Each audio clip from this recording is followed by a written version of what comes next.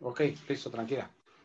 Gracias. Bueno, por cuestiones de tiempo no alcancé a dar las respuestas del examen anoche. Entonces, si alguien lo tiene por ahí a la mano, lo leemos y doy las respuestas del examen.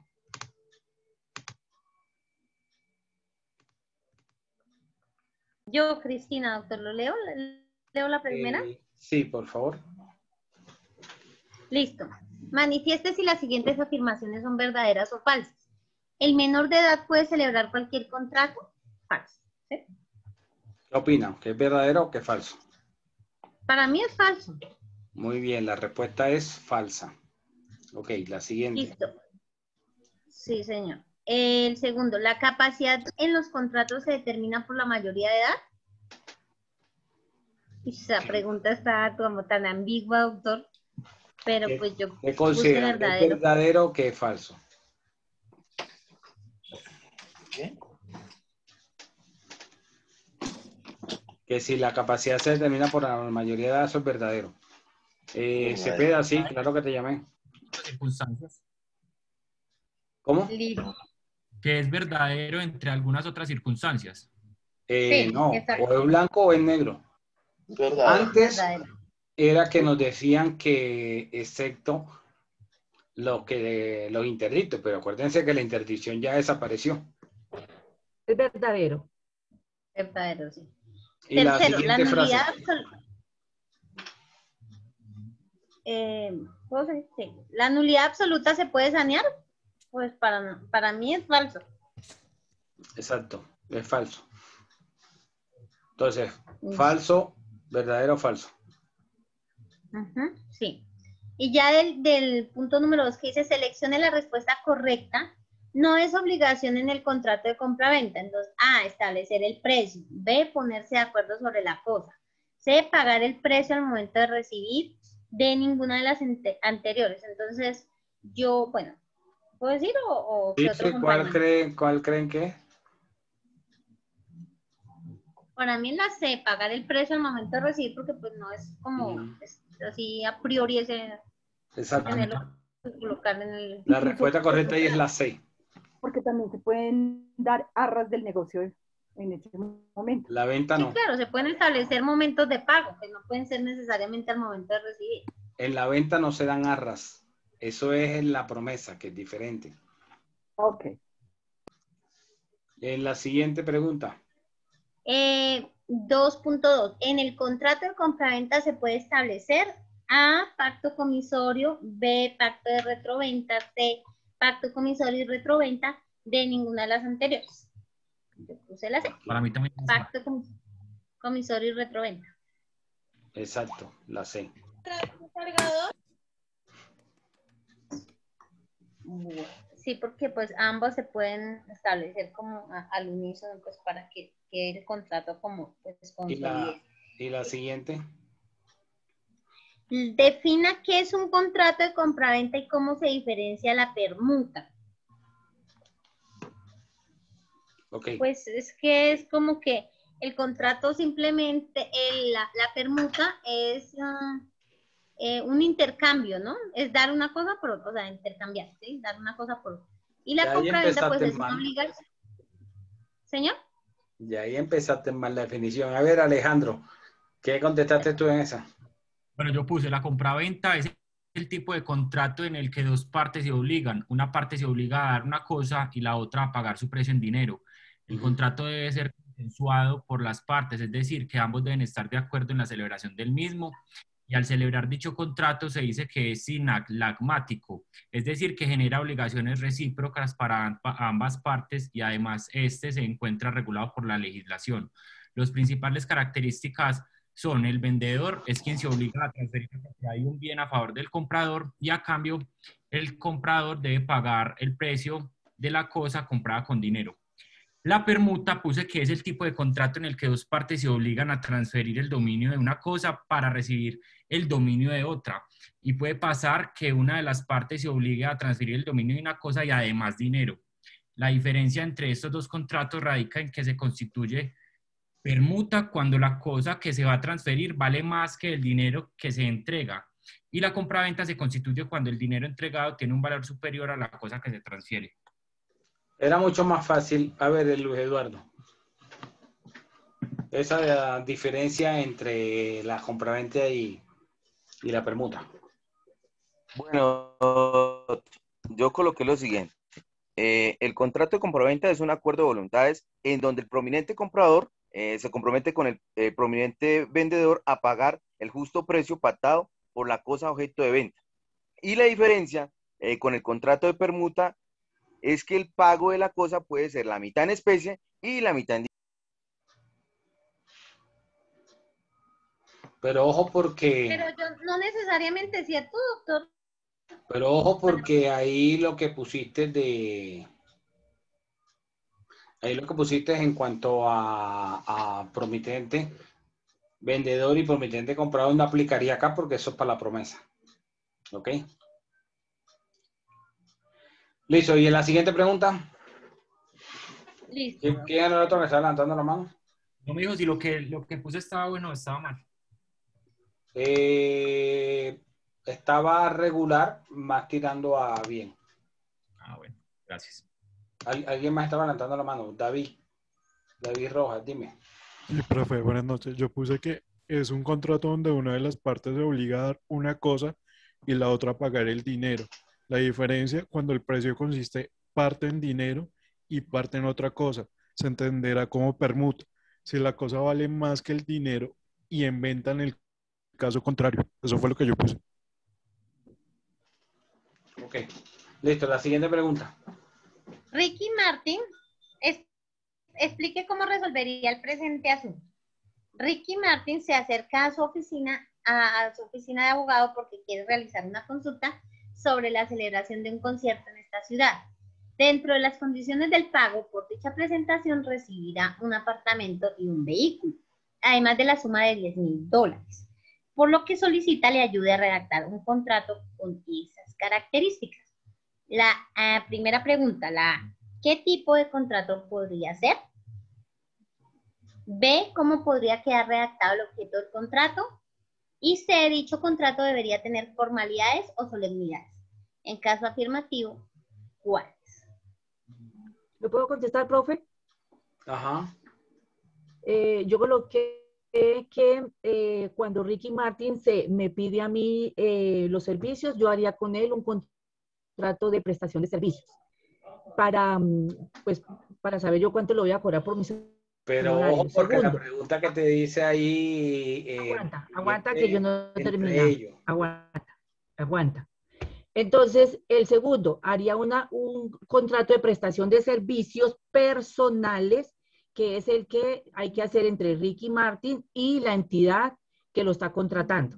Ese sería el segundo contrato que yo haría con él, donde yo coloqué, pues lógico que busqué el nombre real de Ricky Martin, el número de pasaporte, y dije que en la ciudad de Bogotá, tal día, tal hora, fui específica en eso, el señor con el nombre completo, verdadero, que conocido dentro de su ámbito artístico como Ricky Martin, se hace un contrato así ya está, del cual se le va a cancelar de la siguiente manera, y también le dije que el concierto se iba a llevar tal día, tal hora, tantas horas, y el pago, pues lógico que yo le coloqué la manera como se le iba a cancelar, el primer dinero se le va a cancelar 2 días antes de que él llegue al país, y en los 2 segundos, ahí estaría ya, entraríamos a las formalidades y al, ¿cómo se llama? Ay, se me olvidó ahora. Bueno, entonces, y que cuando termine el contrato, a los 2 días siguientes, nos acercaríamos a la notaría para poder legalizar a través de escritura pública el traspaso, poderle entregar el inmueble, y segundo, hacerle un traspaso de propiedad del vehículo que se le va a entregar. Ese también estaba ahí, que cuáles eran que teníamos que hacer, dice...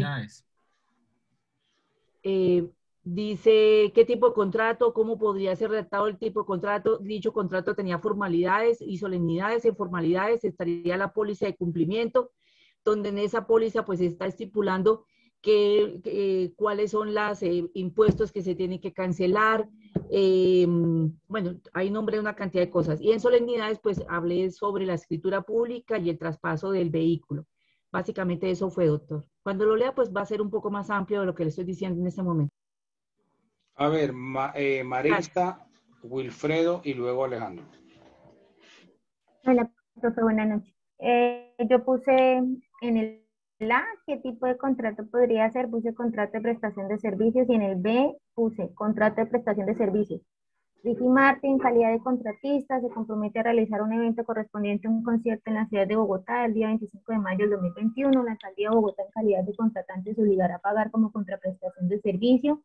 Entregará el dominio del bien inmueble identificado con folio de matrícula inmobiliaria y le puse un número, un vehículo con placas y le puse números, y la suma de 10.000, no sé si esos son euros, los cuales serán pagaderos dentro de los 10 días siguientes a la realización del evento. Eso. El presente documento presta mérito ejecutivo. Y en el C, donde dice, dicho contrato deberá tener formalidades o solemnidades, puse sí, la suscripción de los contratantes, y en caso de ser afirmativo, ¿cuál es la firma del documento? Y reducirlo a escrito. Bien. Ok, Wilfredo. Wilfredo, después Alejandro. Profe, doctor, ¿me fue mal en esa pregunta? Cuando te diga la nota, pues vas a mirar. Yo no estoy diciendo si fue mal o bien.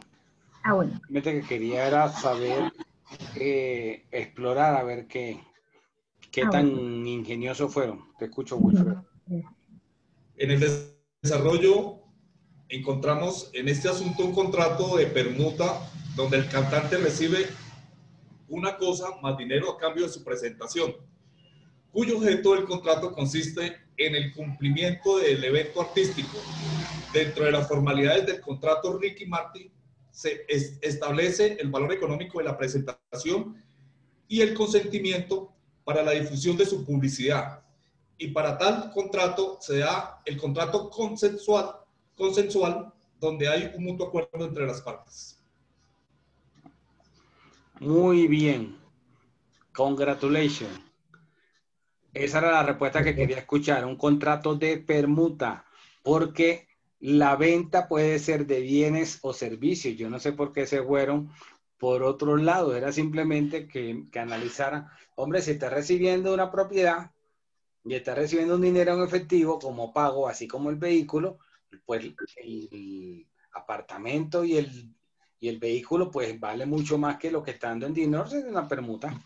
A ver, Castrillón. Doctor, yo también puse que es un contrato de permuta de servicios, puesto que presumo que el valor de la casa y el vehículo superan los $10.000. Así es. Entonces, pues en el objeto del contrato, el señor Ricky Martin se obliga a llevar a cabo el concierto, y el contratante Pepito Pérez, identificado con Tatatá, se compromete a transferir el dominio del vehículo y la transferencia del bien inmueble con la matrícula inmobiliaria TAN, y las formalidades o solemnidades es el traspaso del vehículo y el registro del bien inmueble ante instrumentos públicos, básicamente. Ok, listo. Yo no estoy diciendo que Marisa y Claudia contestaron mal, simplemente pues que era más de análisis, está vendiendo un servicio. A ver, Guillermo y luego Silvia. Profe, excúseme, buenas noches. En lo referente a la pregunta 3, ¿la nulidad absoluta se puede sanear? Yo me basé en el artículo 1743. No. ¿Y por qué no, profe? Porque la norma dice que son insaneables. Pero acá el artículo 1743 es ilícito. El objeto es ilícito, no tiene ninguna forma de sanear. Acá dice, por mandato expreso del artículo, cuando no... Te voy a poner un ejemplo. Si tú contratas a alguien para que vaya y mate a otra persona, el objeto obviamente es ilícito. No puedes contratar un servicio para violar la ley. Eso es insaneable. Nunca se puede sanear. Profe, y entonces, ¿por qué el artículo dice otra cosa? Dice que por mandato expreso el artículo 1742 del Código Civil, cuando no es generada por objeto y causa ilícitos, puede sanearse por la ratificación de las partes. Eso es la nulidad, sí. Esa es la nulidad absoluta. relativa. Esa es la nulidad, Absoluta. es por el que, pues, que se refiere a la nulidad relativa. Cuando no es absoluta, es relativa y esa es saneable. Si hubieras prestado atención a las clases, en ese momento, la primera, hubiera captado que, o hubieras escuchado, como se dijo en ese momento, la nulidad absoluta y la nulidad relativa. Porque si fuera que tú buscaras un artículo y lo interpretaras, entonces, ¿qué objeto tendría explicar el tema? Cualquiera que fuera el tema. Pues Porque para eso no está es escrito, fácil ¿no, profe? Pero interpretar, bueno, usted dice. no es fácil interpretar la norma. O sea, hay una hermenéutica para la interpretación de la norma. Y lo vamos a mirar ahora en el 1618 frente a la interpretación del contrato, entendiendo que el contrato es ley para la parte. ¿Sí? Farid. Profesor, Cerrate el micrófono. qué pena. En el caso de la pregunta respecto a los servicios prestados por Ricky Martin, le hago una pregunta. Yo acá coloqué que el tipo de contrato que manejo sería prestación de servicios, pero en la parte de forma de pago hago la aclaración que es tipo permuta. ¿Eso se podría manejar de esa forma? Sí, podría ser. Ok, sí, porque de hecho hice la aclaración en el punto 3 donde habla de forma de pago, que pues el valor correspondiente se manejaría tipo permuta y ahí pues ya se hace la especificación de la forma del pago. Johan. Doctor, buenas noches. Yo hice contrato de prestación de servicios y realmente no miré la permuta. Viéndolo desde el punto de vista que usted lo dice, sí, pero como había también una suma en dinero, un pago en dinero, yo por eso no puse permuta. O sea que es totalmente salido de los cabales la prestación de servicios artísticos en ese caso. No, yo no estoy diciendo eso. Yo lo que quería era simplemente que analizaran, como vi que por lo menos según los que han participado, 2 o 3 que lo han explicado, lo analizaron. La cuestión era simplemente de análisis, que no se puede encasillar a que la compraventa es solamente cuando yo voy a una tienda, pago por la botella de agua y me la entregan, y esa es la compraventa. Esa no es la única modalidad de compraventa. Esa es una de las formas que puede darse de compraventa. Y cuando se vende un servicio, es una compraventa, ¿sí? Es una compraventa. Entonces lo que había que analizar era que el precio que se estaba pagando por esa venta, independientemente si lo llamaban prestación de servicios o no, el precio que se estaba pagando era menor a las cosas con las cuales se estaba pagando el precio. Entonces, pues ahí estamos frente a una permuta, claramente. ¿Ok? Bueno, antes de entrar a mirar unos artículos del Código Civil, ¿quiénes ya tienen proyectado por lo menos el borrador del contrato que les toque entregar? Que puedan aquí compartir la pantalla y yo se lo revise así rápidamente y le haga observaciones.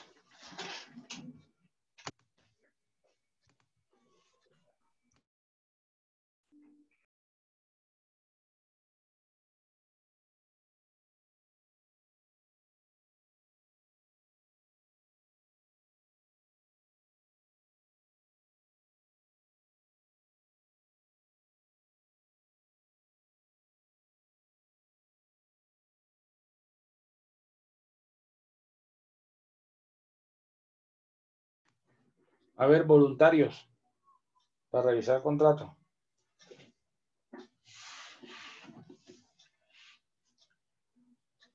Bueno, ante ese silencio abrumador lo interpreta como que ninguno tiene ningún borrador del contrato. Si no tienen el borrador del contrato no hay problema. Tampoco tienen preguntas en lo que llevan redactado. Doctor, yo tengo una inquietud, Cristina.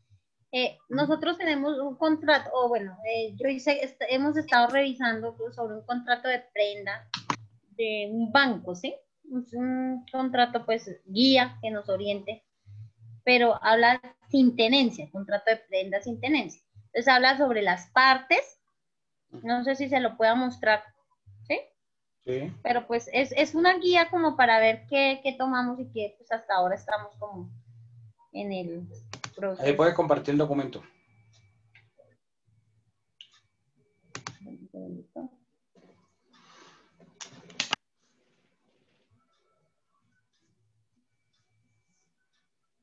Ahí ya lo puede ver, ¿no? Se está cargando. Ya. Bueno, sí, ese es como el borrador que habla sobre las partes. Obviamente quién es el banco, ¿cierto? Que es el que establece la prenda, El acreedor. el acreedor, sí, el acreedor, y bueno, todos los documentos de identidad y luego las estipulaciones que ya habla sobre el objeto. Entonces, las estipulaciones del vehículo, bueno, en este caso, del vehículo, y el valor comercial,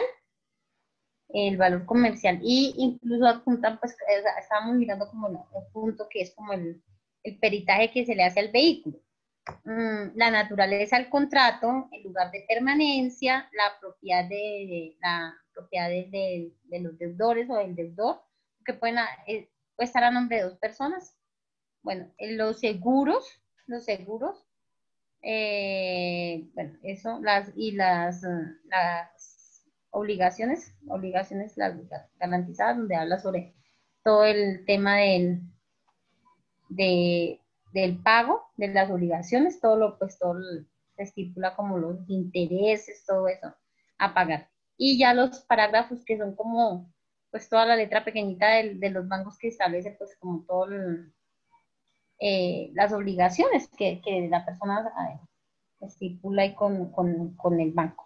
Entonces eso es como a grandes rasgos lo que nosotros estábamos viendo como para redactar de nosotros sí, todas las estipulaciones del contrato que debe tener. No sé si ahí usted nos ayude con O sea, pero tienes el modelo, pero no lo tienes adaptado con... No. Sí, es que hay varios modelos, doctor. Hay modelos de 6 hojas que tienen... Sí, pero si la pregunta que si puedes usar ese modelo, la respuesta es sí. ¿Sí? Listo, perfecto. Muchísimas gracias. Entonces ya voy a compartir pantalla. Un segundito. Listo. Gracias. Ok, ¿quién más era el que estaba levantando la mano?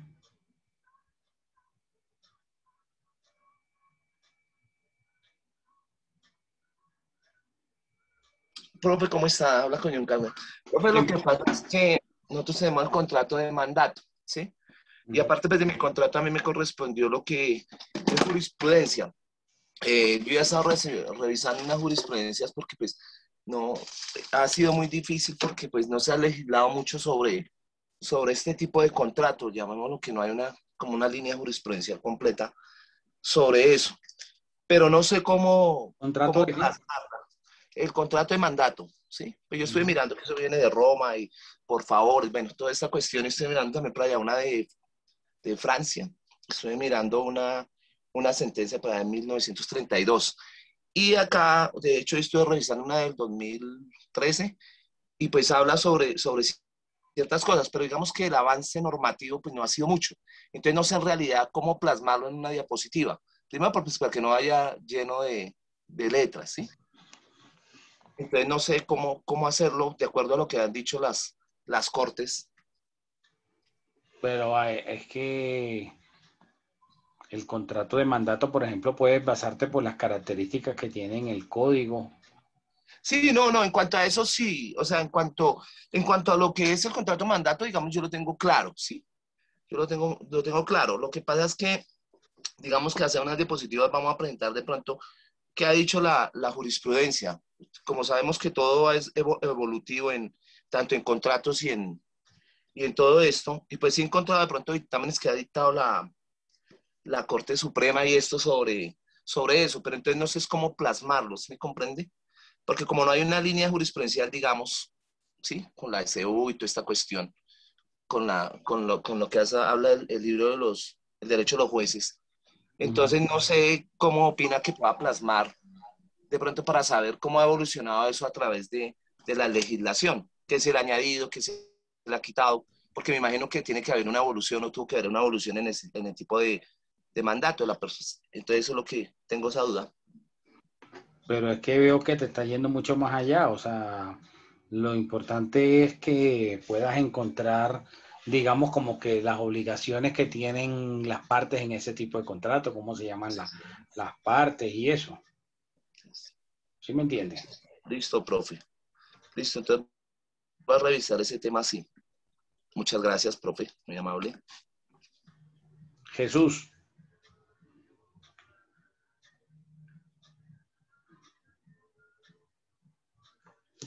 Te escucho, Jesús.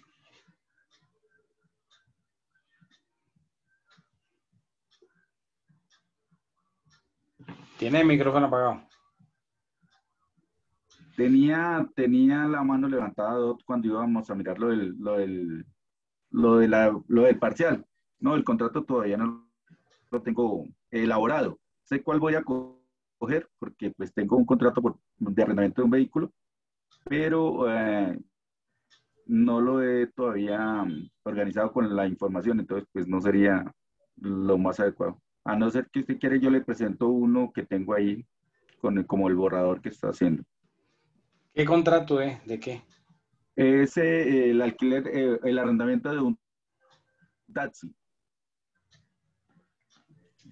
Entonces se hace un contrato de arrendamiento pues por un valor estipulado en relación con el diario, pero igual pues, se dejan unas cláusulas en las cuales la persona pues se le arrienda el vehículo, no se le tiene un horario establecido en relación a que pues es un arrendamiento, no es que el taxista se convierta en un empleado.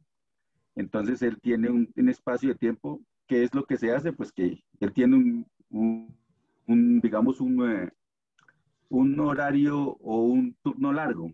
Entonces, pues en ese turno largo, pues entrega unos bienes, tiene unas, digamos, especificaciones, como cuando uno arrienda una casa que no puede utilizarlo para cometer delitos, que no puede utilizarlo para transportar elementos ilícitos, que no puede salir de la ciudad sin haber, digamos, concertado con el dueño del vehículo, que pues no debe entregar el vehículo en el mismo estado en el que se le entrega, que debe tener, no debe tener dificultades con las autoridades. Y digamos, esa sería como algunos de los puntos si quieres, de los proyectos. Ok. Permítame, ya lo ubico y lo pongo. Pero no está diligenciado pues con los datos que quería o con los datos míos, digamos, como contratante. Bueno, realmente lo que quiero es ver si ya van avanzando, ¿sí? Porque luego Ok. ya empiezan los primeros. Sí, sería mostrarlo de pronto mañana para ver si usted sobre todo en lo personal, porque pues obviamente tengo un taxi, entonces me interesa mucho que quede bien hecho el ejercicio para poder pues hacerlo de la mejor forma. Yo tengo ya uno establecido con él, entonces pues me gustaría que quedara al 100%. Entonces por eso me interesa mucho, pero pues realmente no lo he completado. Pues porque tengo un anterior, entonces pues con la información que hemos recibido con el doctor no lo tengo ahí. Ok, listo. Marixa, ¿iba a decir algo? Listo. No, ay, se me olvidó bajar la mano, pero bueno, profe, yo tengo uno, pero no lo tengo todavía, pues también es de arrendamiento, pero no lo tengo yo lo estoy haciendo a mano en el cuaderno, no sé si quiera que le lea, no lo estoy haciendo en el computador de una vez, por eso no se lo puedo compartir. Bueno, pues si puedes leerlo, no hay problema. Sí, Pues no está completo, dice contrato de arrendamiento, lo estoy haciendo de un local, dice entre los suscritos Emilio García García, mayor de edad, domiciliado en Chiquinquirá, identificado como aparece en el pie de su firma, por una parte y quien para efectos del presente contrato se llamará el arrendador, y por la otra José Luis Campos Sánchez, los nombres son inventados, mayor de edad, domiciliado en la ciudad de Bogotá, identificado como aparece al pie de su respectiva firma, quien para efectos del presente contrato se llamará el arrendatario. Por medio del presente documento, hacemos constar que en la fecha hemos celebrado un contrato de arrendamiento que dejamos consignado en las siguientes cláusulas. Le puse primera, el arrendador da en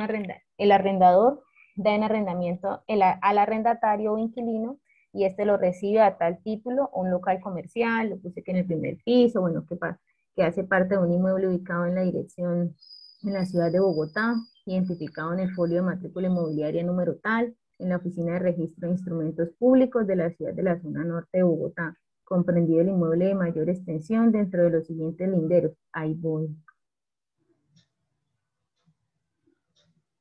Ok. Listo. Bueno, ¿alguien más?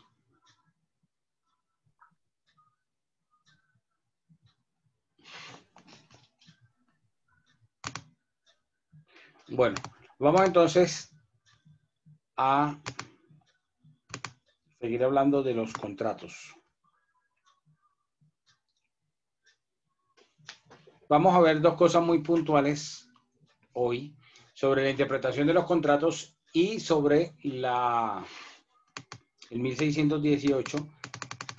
Y ahí les aparece la pantalla. Y el 1625 sobre los modos de extinción de las obligaciones.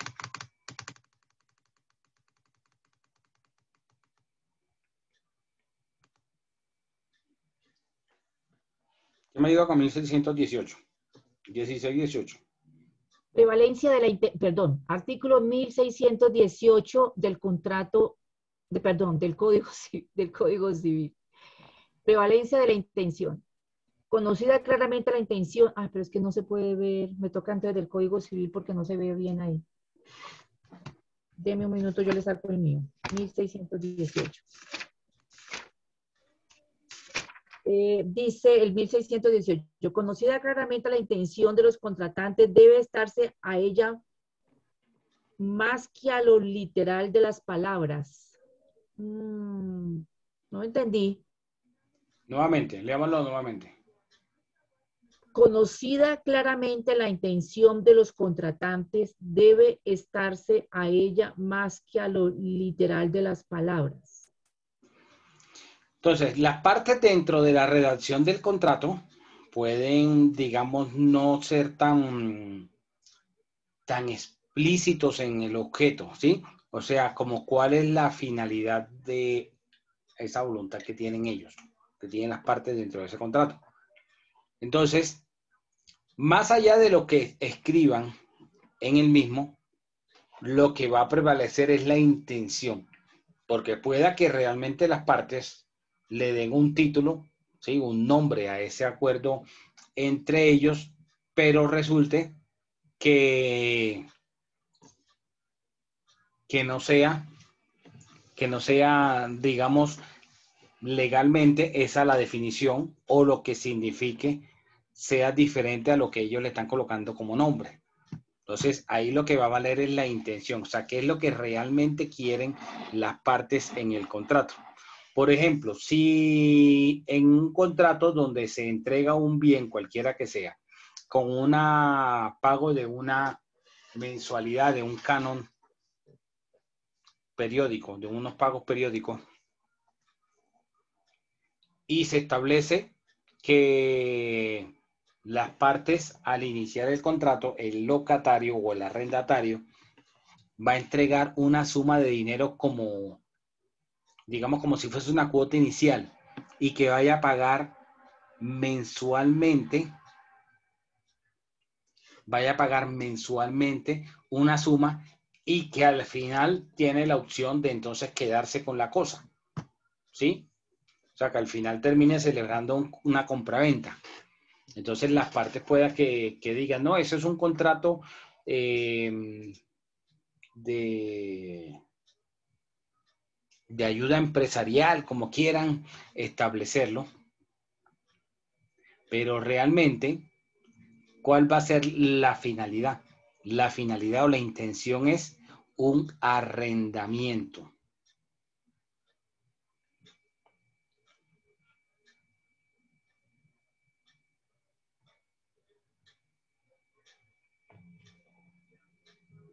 Entonces, ahí lo que va a valer, como en ese tipo de contratos, sería la intención.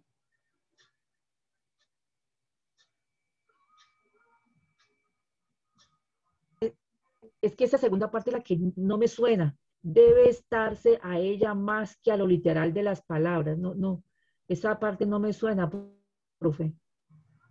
La primera parte que dice, conocida claramente la intención de los contratantes, sí, listo. Sabemos que es un contrato de arrendamiento, un contrato de permuta o como se llame. Pero esa debe estarse a ella más que a lo literal de las palabras. Esa es la parte que no entiendo. Discúlpeme si es que hoy amanecí con la bruteza alborotada, pero no la entiendo.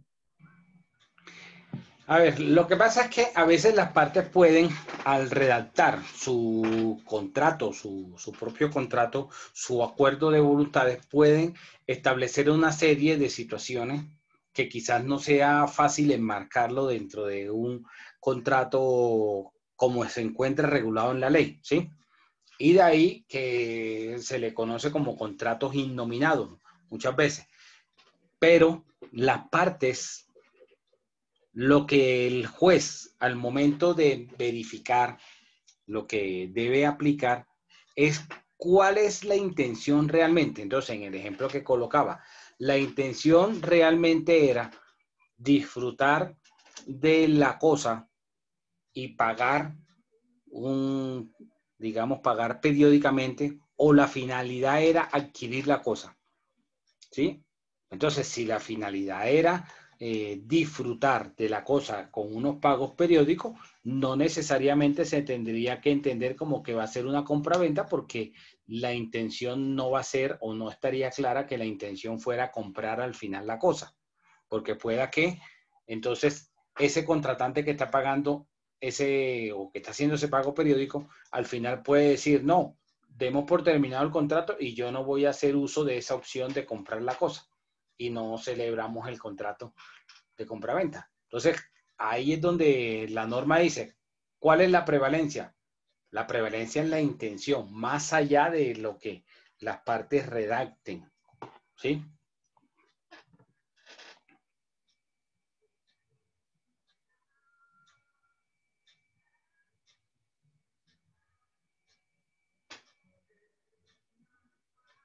Ok, teacher.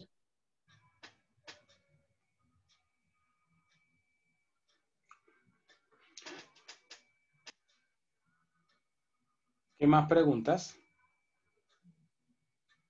Profe, yo tengo una pregunta. Sí, dime. Profe, con respecto digamos, volviendo un poquito atrás, pero pues tiene que ver con el tema. ¿Qué pasa, por ejemplo, cuando, por ejemplo, en el caso de Ricky Martin, que unos dijimos que eran servicios y otros dijeron que era permuta? ¿Qué pasa, por ejemplo, si hacen el acuerdo las dos partes, ¿cierto?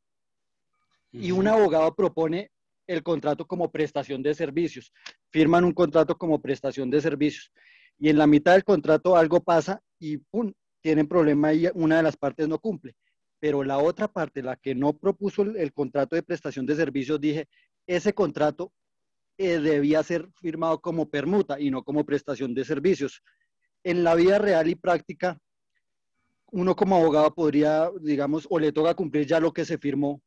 O sea, prácticamente en la vida real, ¿cuál es la diferencia de firmar un contrato como prestación de servicios cuando en teoría debería ser de permuta, pero se firmó el otro en la vida práctica?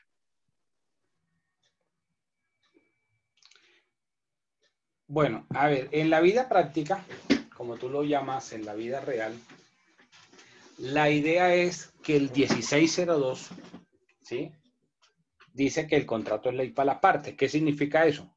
Que lo que las partes acordaron, eso es lo que va a ser exigible entre ellos. Pero eso, digamos que no pelea con la prevalencia de la intención, porque pueda que a veces se establece unas condiciones dentro del contrato, pero El hecho de que esas intenciones dentro del contrato, no sean tan claras, no significa que no tenga validez o que no vaya a ser posible la exigibilidad del mismo. A veces en la redacción del contrato, las partes no son tan específicas en sus obligaciones. Entonces, por ejemplo, yo pregunto, si dos personas se asocian, una tiene un lote. Pongamos que una persona tiene un lote y llega otra persona y le dice, la persona A tiene el lote y la persona B dice, yo tengo un proyecto que podríamos desarrollar en el lote suyo. Le dice a asociémonos, unamos esfuerzos y entonces usted aporta el lote, yo aporto un dinero y empezamos a desarrollar un proyecto de construcción y vendemos los apartamentos, hacemos la inversión, usted coloca el lote, vendemos y nos repartimos las utilidades por mitades. Dentro de ese contrato no establecen claramente que sea una obligación del señor A, dueño del lote, trasladar la propiedad del mismo. ¿Sí? O sea, que no basta solamente con que permita que ahí se empiece a hacer la exploración y la construcción, las bases y construir el proyecto. Cuando las personas van a comprar, van a celebrar el contrato de promesa, que ese contrato de promesa se lo van a llevar a la entidad financiera porque la entidad financiera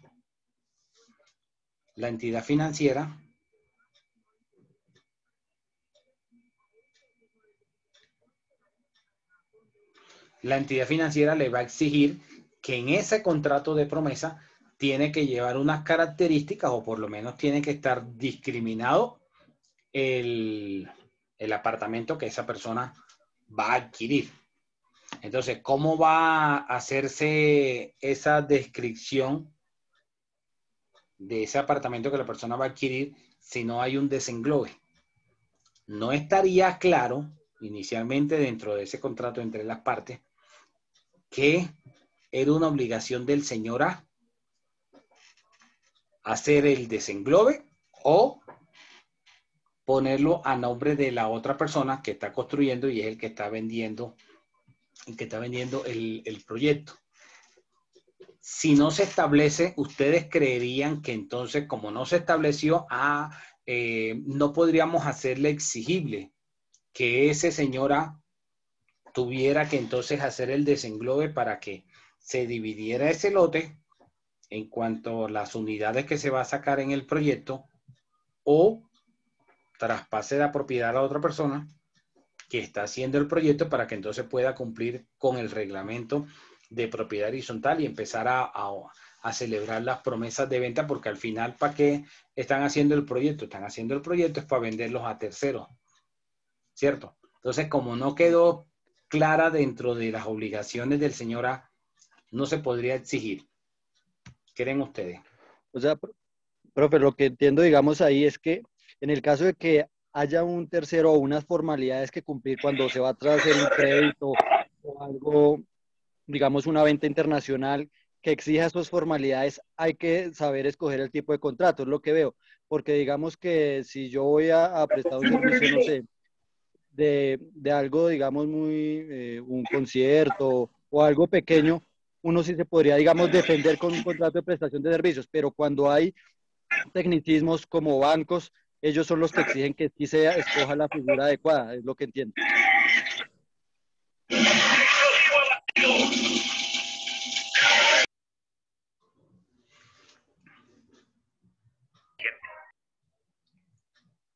Compañeros,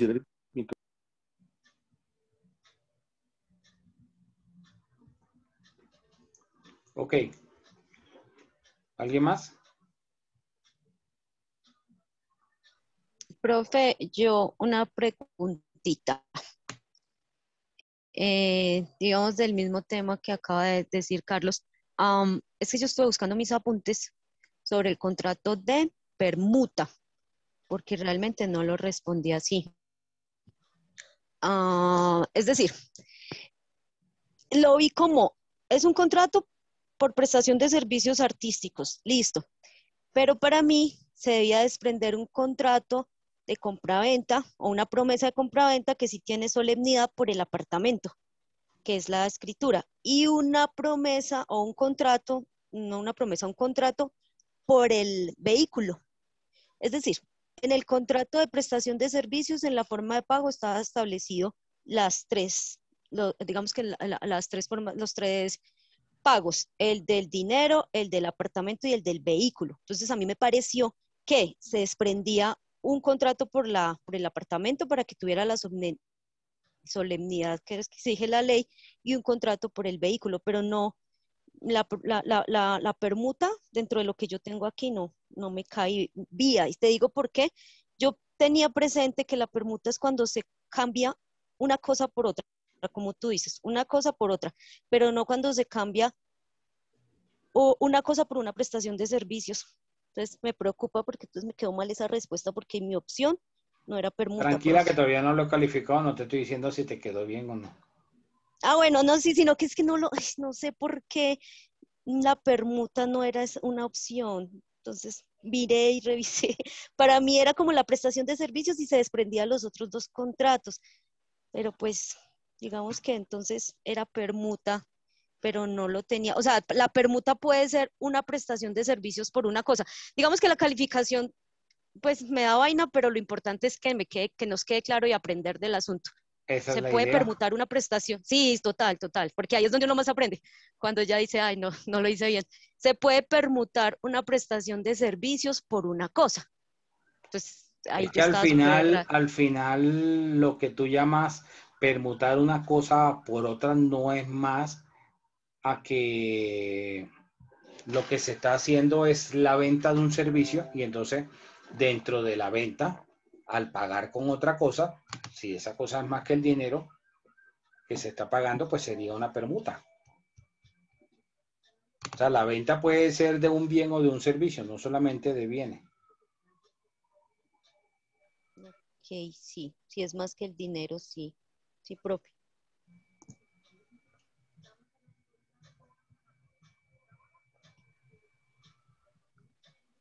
Listo, profe. Muchas gracias.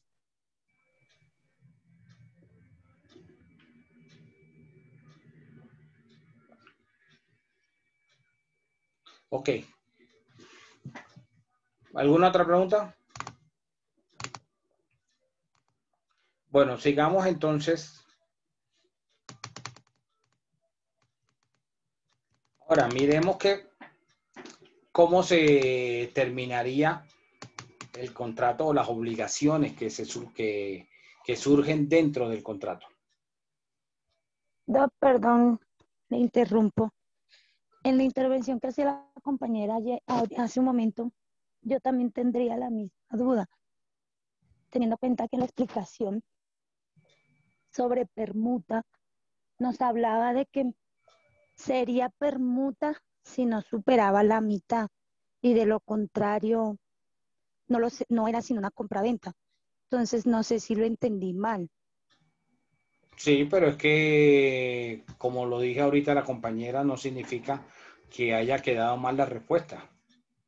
Porque no puedes ver simplemente que la compraventa es cuando yo compro una cosa, un artículo, que digamos como vas, compras una botella de agua en el supermercado o en la tienda.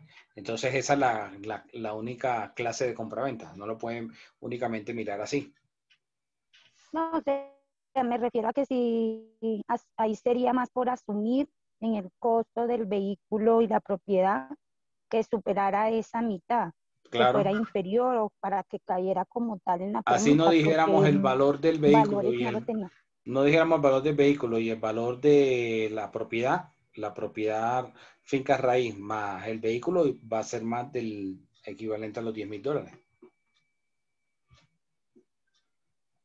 Pues no sé, se asumiría como tal, pero no, no habrían valores como tal en el ejemplo. Bueno, esperen que yo califique el examen Sí, y ya después miran esa parte, ¿ok?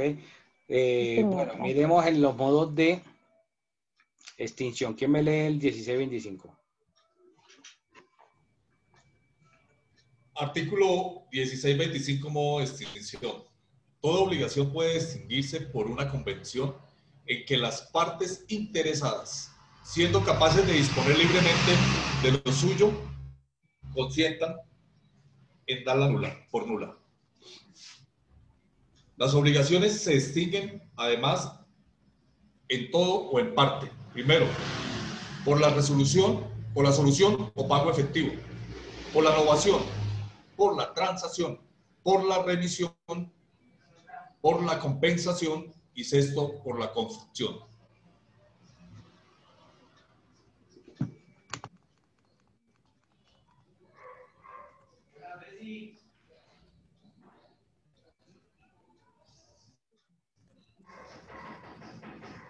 Falta la parte de abajo.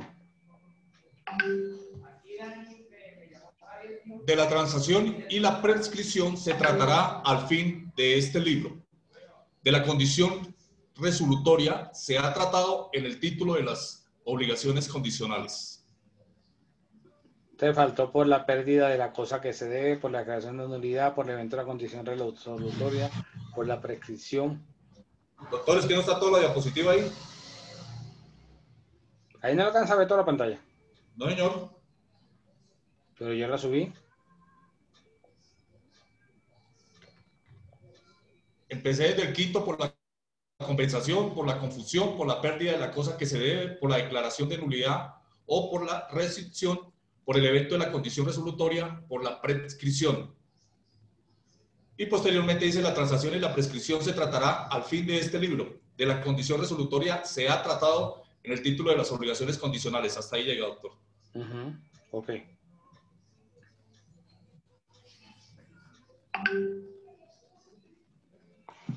Listo.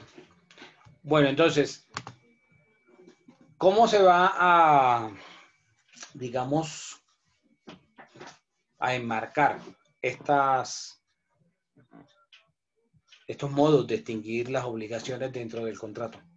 En el contrato que ustedes están haciendo, surgen unas obligaciones, porque para eso las partes están poniéndose de acuerdo. Cualquiera que sean las obligaciones que se comprometan cada una de esas partes dentro del contrato. Entonces, va a alegarse la extinción de esas obligaciones por parte de solo una de ellas. ¿Ok? Entonces, ¿qué se entendería por novación? No sé si antes escuché el término antes, novación.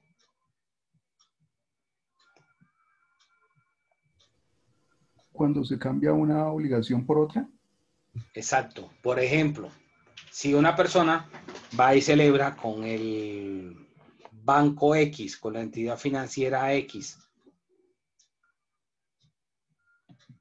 un crédito, entonces empieza a incumplir ese contrato de mutuo.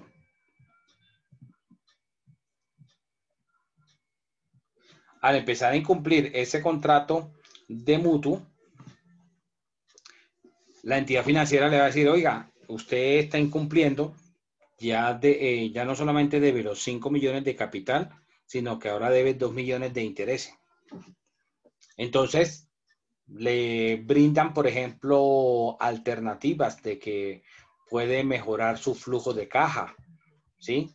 Bajándole la cuota y ese tipo de cosas. Entonces, ahí en ese tipo de casos, por ejemplo, en ese tipo de casos le dicen, bueno, entonces refinanciémosle la deuda. Entonces ya la obligación no van a ser 5 de capital más 2 de intereses, sino que ahora va a ser un capital de 7 millones. Ahí hubo una novación de la obligación. Entonces ya la deuda no son 5 de capital más 2 de intereses, sino que hay un nuevo capital que son 7 millones. ¿Ok? Eso es una novación, cambiar una obligación por otra. Profe, como una reliquidación, porque es que está el término novación y subrogación. Y la La novación, subrogación es diferente ajá, porque la subrogación es, tú tienes, por ejemplo, un crédito de vehículo a tu nombre y entonces tú estás pagando el vehículo y ya no quieres seguir con el vehículo por la razón que sea y tú se lo vendes a Jesús. Entonces le dice, Jesús, siga pagando el vehículo. Entonces se habla de subrogación cuando Jesús va a la entidad financiera y el crédito que está a nombre tuyo pasa a nombre de Jesús. Esa es la subrogación del crédito. y la novación no es cambiar del titular, no. Es Exacto. solo, La ok, sí, innovación es señor. que cambia, entonces ya no vas a deber en la obligación número tal 5 millones de capital más lo que se ha acumulado, sino que ahora hay una nueva obligación donde te englobaron los dos conceptos.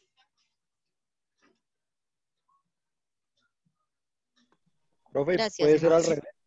Refinanciar, ¿cierto, doctor? Sí, a veces las entidades lo utilizan refinanciación, reliquidación, o sea, pueden utilizar diferentes nombres, pero al final realmente lo que termina siendo es una novación.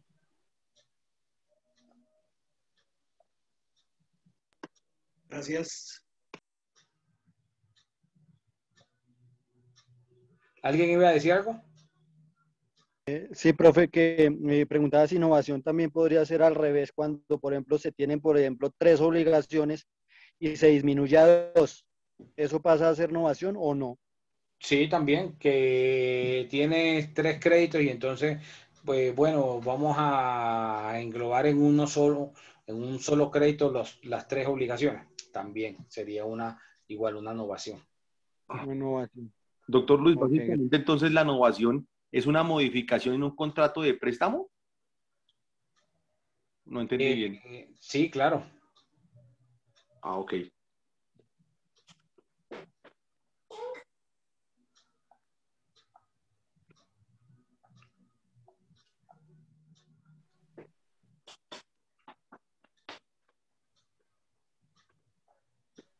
Profe, buenas noches. La innovación la conoce uno o la determinan o la tipifican en los bancos como refinanciación, retanqueo o innovación. Es cuando el crédito inicial que adquiere el funcionario, es más que todo sucede para los créditos de libranza, y después libera cupo, el cliente desea tomar más dinero, entonces se hace una renovación, una innovación, un retanqueo o una refinanciación de la misma obligación, liquidando los intereses anteriores, el capital, y se hace un nuevo crédito con todos los valores.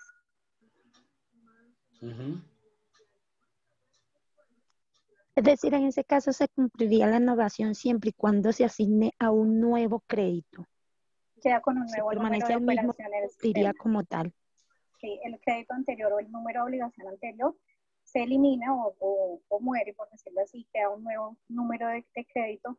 También se reporta a centrales de riesgo con el nuevo número de crédito.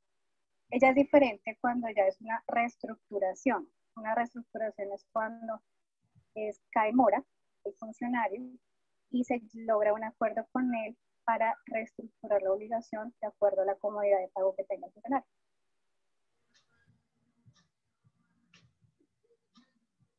Ok.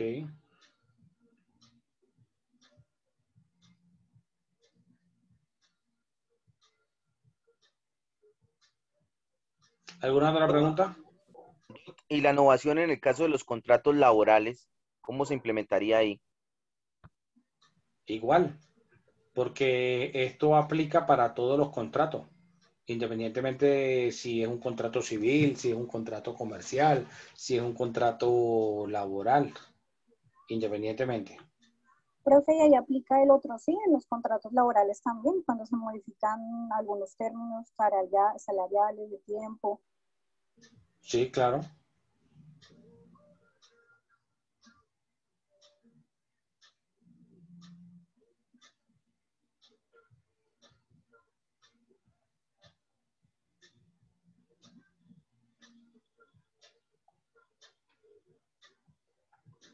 Ok, ¿alguna otra pregunta, duda, aporte?